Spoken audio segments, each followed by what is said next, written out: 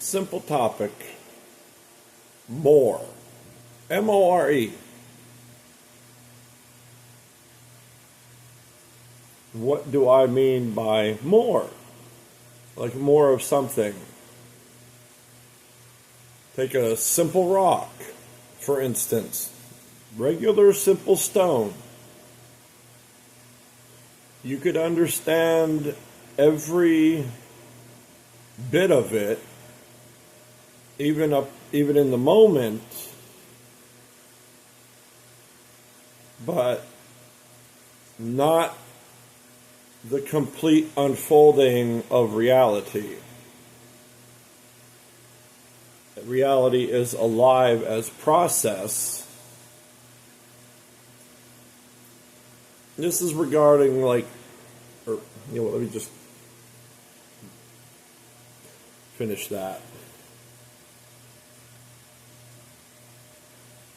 You look at a rock and, it's just a rock. And yet there's always more to it than just the simplification of it. Even if every bit of a simple rock is understood, there is always, there's that more. There's always more to it.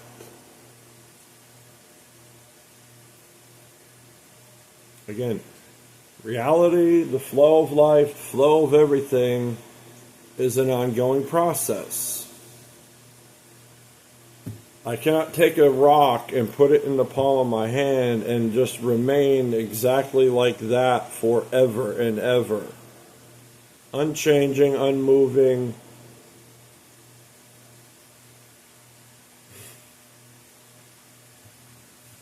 And yet, so many things are just simplified. There's a description of the simplification of it, and it's like, okay, that's enough.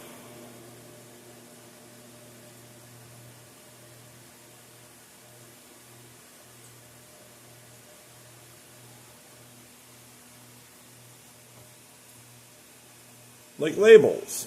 Labeling something, describing it, explaining it, etc. And then it's like, from what I observe, most people, it's like, that's enough. And move on. And yet there is always the more to something. That's the interesting part for me. And again, I'm only expressing me here, on my own understanding, experience, etc. Me speaking from me, period. Not on, towards, for anyone else. Open contemplation, open expression of me. On me, from me, etc. Like, superficiality, labels, etc., is only the doorway of things. Would you rather stare at the doorway or walk through it? Even a simple rock. Again, there's always more to it, more to everything. Process of nature, weather, everything, all of that. Like even a simple rock, even if you understand it right there for that moment, there is going to be the continual process of reality, weathering it, moving it, aging it, turning it to sand, whatever. And yet, it's a rock and move on. To me, that's how it should, again, everybody else could be however they want to be. To me, that's a disservice, though.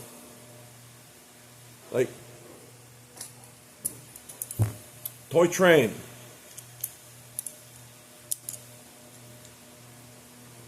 If I wanted to sit here... Now, which is better? Oh, this is a toy train. Gone. Toy blue train, that's it. Where's the life in that? And yet, take a moment. I'm going to take a moment. I've never picked this up and analyzed it before. Blue, gray, made of wood, metal axles, metal axles, metal bumpers, button bumpers. There you go, buttons. And plastic wheels. Blue, white, black. And it's like, you gotta stop and think, well, it's the problem, these days, machine made. That's a disservice, because then it's like you can't really sit here and I can't sit here and appreciate the machine that made this. So then I have to go even deeper and then appreciate the person, the hard work, everything that goes into creating the machine that made this. Even though this becoming a secondary created object gives it a disservice, even if it is, again, just a little blue toy train.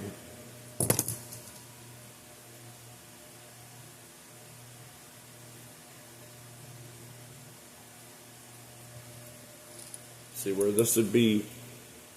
There'd be more to this directly if it was handmade, because a person took the time, effort, imagination, love, care, etc. to craft this. Whereas a machine, it's just, a machine made it, and it's just, there's nothing more to it than a machine and programming. There's nothing more there at all. It's just running. So then what do you got to do? You got to look at, well, what created the machine then? And then there's, like I said, there's the more, the person behind it and everything else. So that became a secondary lesson, I guess, in more direct value, direct entanglement value. I don't know. I'm just saying it'd be better if a person made this by hand, even with tools by hand, obviously, than just an automated machine cranking this out.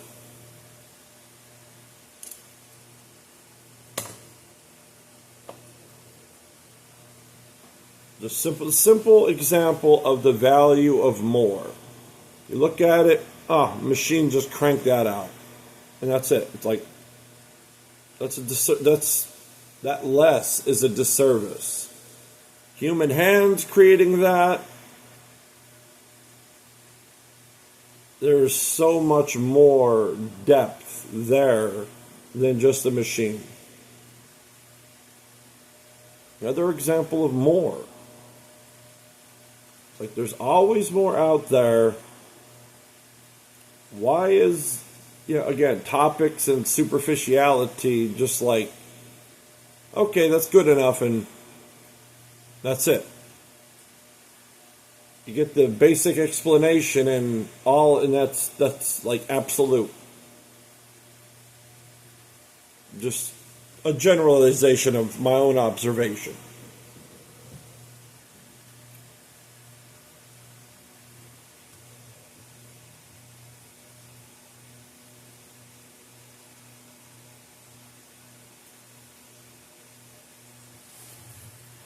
It's like the endless flow and unfolding beneath superficiality.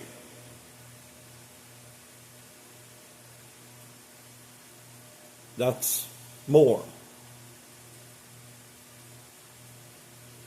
It's like you just look at things and you think, okay, just a plain white wall. And it's like, why not appreciate depth more than just staring at a white wall? I figuratively walk through the wall, doorway, and take a moment to appreciate all that created, what you're observing, its entanglements, etc. Just simple bit of more. That's actually, you know what? There's a little bit more add to this. That is actually a really good way to occupy yourself in a more positive, influential way on yourself.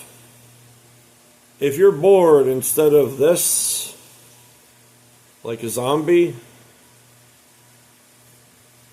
observe.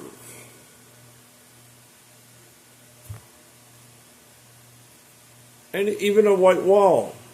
Again, just observe it and dig. Me, I contemplate into it. That's my digging. I contemplate on depth, entanglements, etc. Like, everything is so much more beautiful. Just, you don't have to sit there and occupy yourself with, again, this is more the difference between self and being. I don't need to occupy this to, all the time. And I don't need to I don't know how to put that. Because I don't always need to occupy this. I can just sit here.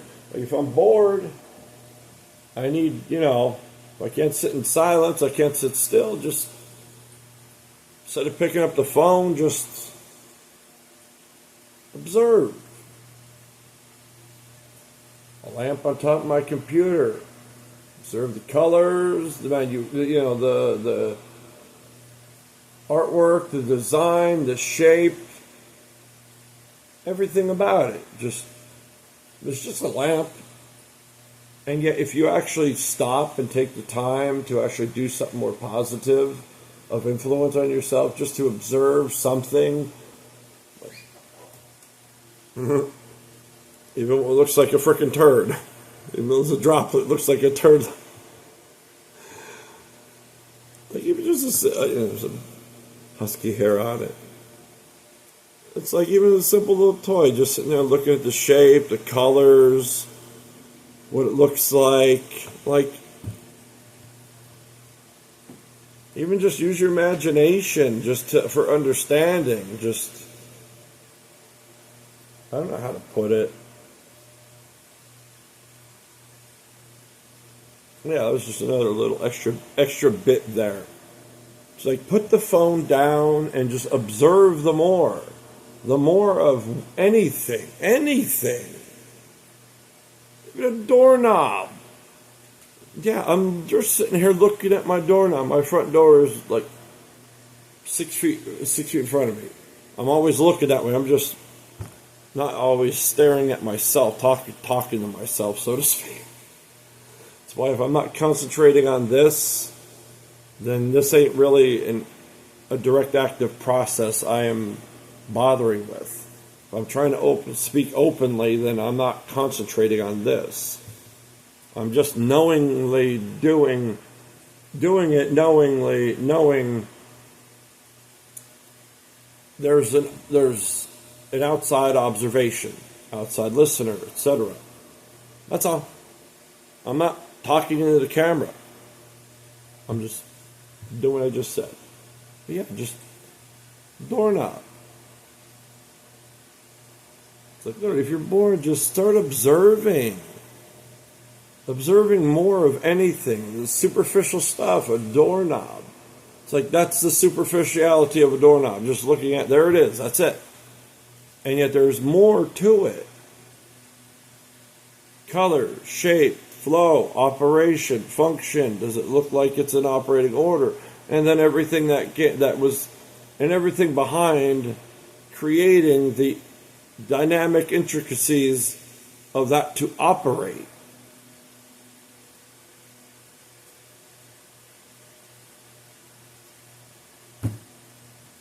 It's like,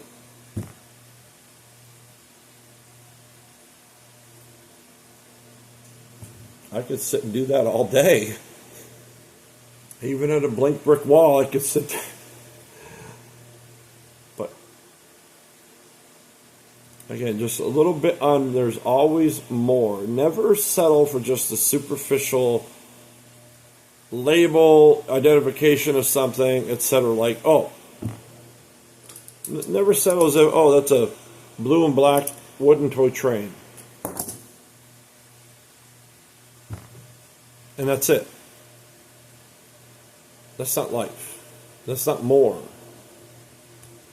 There's always more to everything. Even understanding that, then it goes into appreciation.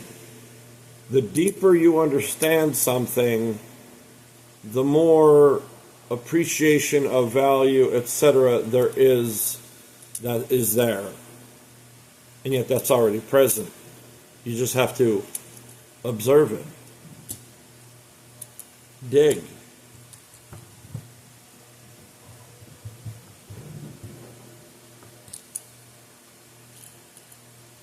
Same thing with an automobile.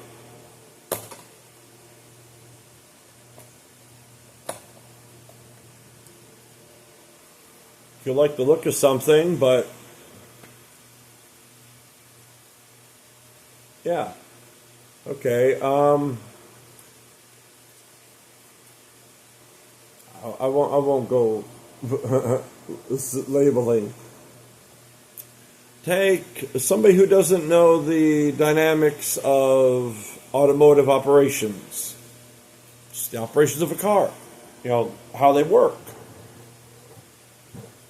They could have the nicest, most beautiful, superficial looking machine that they themselves like.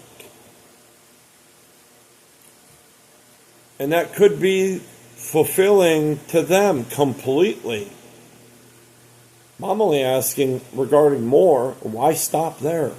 Why? Always more, because then what happens if you stop?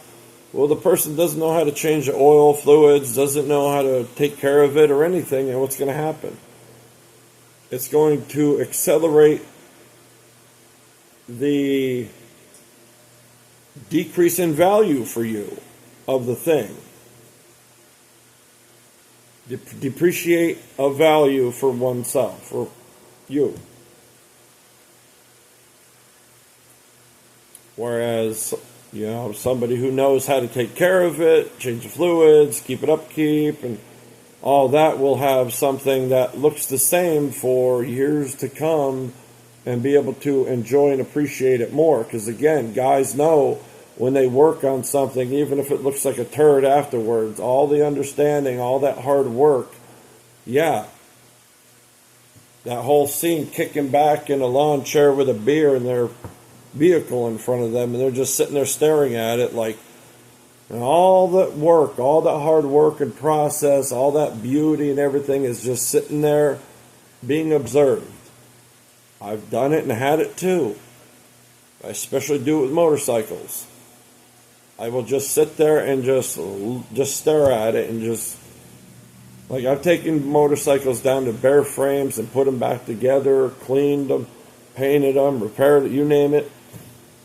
And then just to sit there and observe the thing itself, the motorcycle itself, and everything that you know that it came to be, every little part, piece, changed, fixed, put back together, etc.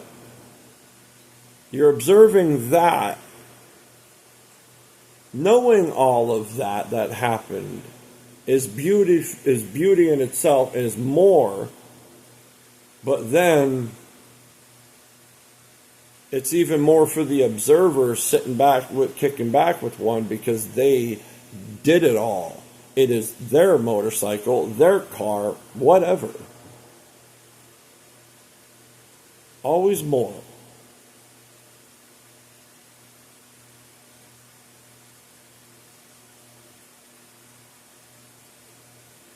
It's like, I've done that.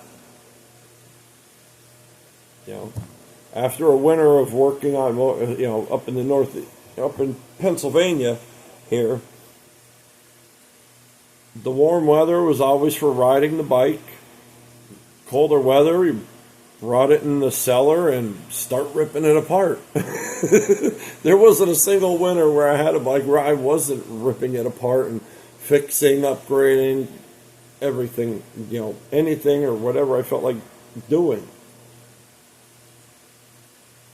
Polishing the engine, polishing the rims, painting the rims, painting the tank, plastic, repair, anything and everything. And then park it out front, and then just sit there on the porch. I don't drink. And I just sit there and just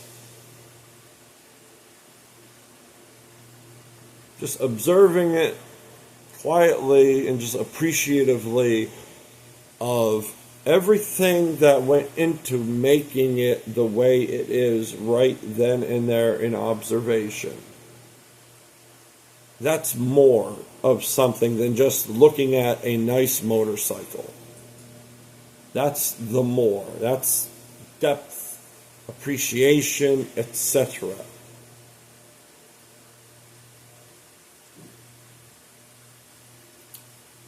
And now, that was one thing down there, but I stayed on topic. That was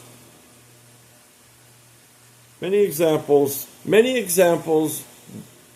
definitions, understanding, etc., but not all of it. That's what I mean. No matter what I say, that is another example of more. No matter what is said, there is always more to something. That's why I always say I'm just expressing from me, because no matter what I say, even if it sounds like I'm determining something, if I say it that way, it's only my own understanding and determining it of myself, but not determining it like that's the end of it. There's always more to everything. There's more to me than I even know of myself, for example. Always more. But don't focus on the negativity and dwell in it. Focus on, when you have to, focus on negativity for informational reasons. Otherwise, you'll get stuck in that swamp. Have a nice day.